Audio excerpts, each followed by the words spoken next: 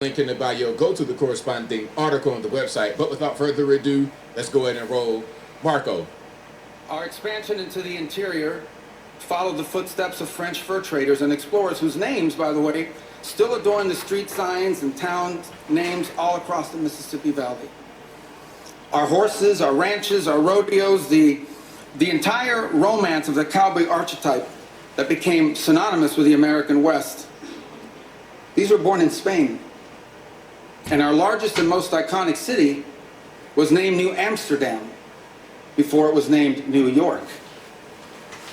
And you know that in the year that my country was founded, Lorenzo and Catalina Giraldi lived in Casal Monferrato in the Kingdom of Piedmont, Sardinia. And Jose and Manuela Reina lived in Sevilla, Spain. I don't know what, if anything, they knew about the 13 colonies which had gained their independence from the British Empire. But here's what I'm certain of.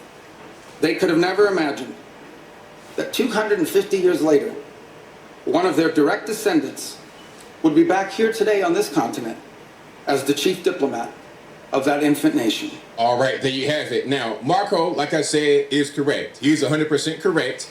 And what he's saying, historically, he's accurate. Factually, on point. But AOC does not agree. Let's see what she says. Rubio's speech was a pure appeal to Western culture. My favorite part was when he said that American cowboys came from Spain. I thought they came from Winnetou, but I believe the Mexicans and descendants of African enslaved peoples would like to have a word on that. Rubio's. Okay, now, AOC, come on now. You can't be this silly. Who colonized Mexico? Anybody want to take a guess? Just one guess. Spain. Okay, Spain. Yes. Before we, the descendants of slaves you talked about, before we got to the USA in 1619 in Virginia, where I'm from, where my family is from, going back to 1619, yes, I have proof.